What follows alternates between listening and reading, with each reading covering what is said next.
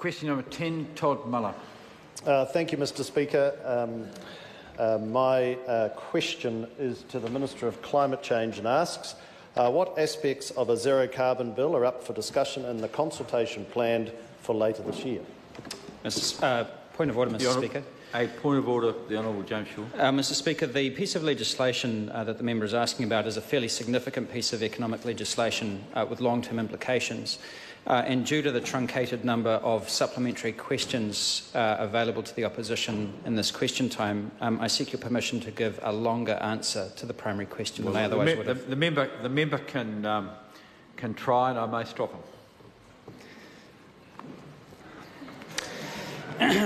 So I intend to consult on a range of matters in transitioning to a low-carbon and resilient economy, including the full range of options for the 2050 emissions reduction target, the roles and functions of the Independent Climate Change Commission, what role the Commission should have in supporting New Zealand to adapt to the impacts of climate change.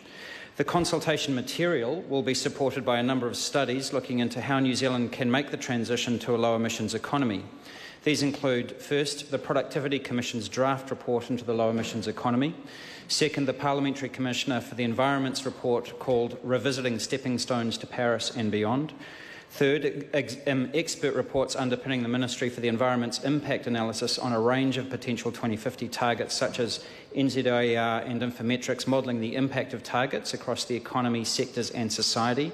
The approach builds on and extends the 2015 modelling work. Sense Partners Limited assessing the potential for targets to drive New Zealand's rate of innovation and impact on New Zealand's international competitiveness. Expert reports underpinning the Productivity Commission's analysis by Vivid Economics, Motu and Concept Consulting on transition pathways to a low emissions under uncertainty, and Saperi Consulting on moving to greater renewable electricity. Could you repeat that? I can't. Supplementary question to the Minister. Will the government consult on the merits of excluding short-lived gases from within a zero-carbon target? Mr Speaker, at this stage, all options are on the table for a new domestic emissions reduction target. One of the key considerations will be our responsibilities under the Paris Agreement to have a sequence of all sectors, all gases, international targets, including our current and subsequent nationally determined contributions.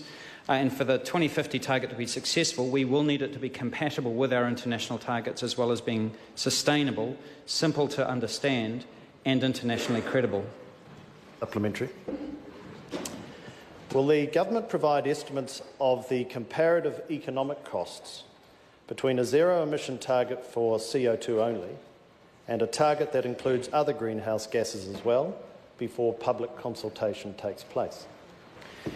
Mr Speaker, the series of reports that I referred to which provide the economic modelling underpinning the consultation will look at that range of options. Trent?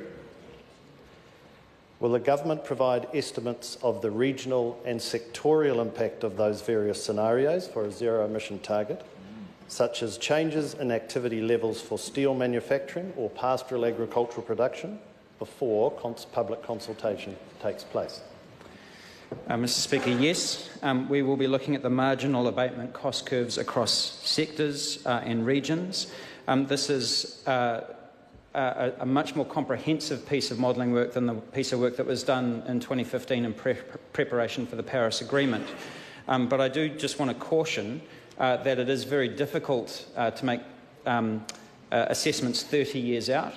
This is the most sophisticated piece of economic modelling that this country has yet undertaken over an extremely long time frame, and so it does have its limits. It is, I guess, based on the best information we've got, the best set of scenarios that we can produce for the next 30 years. Supplementary.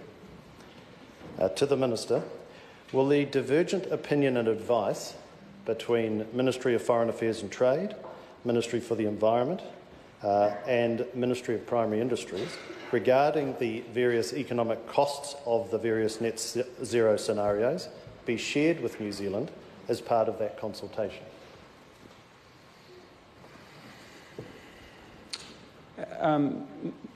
I actually can't answer that question, Mr. Speaker.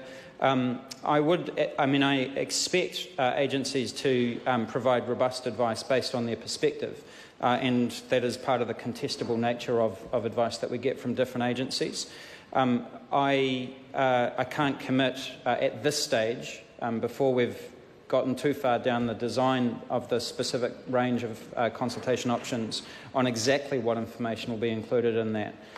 The main piece of work, or the main reports that we're talking about, like I said, are the series of economic modelling reports, the Parliamentary Commissioner for the Environment's report, the Productivity Commission's report, and work underway across different agencies on how different sectors can reduce emissions.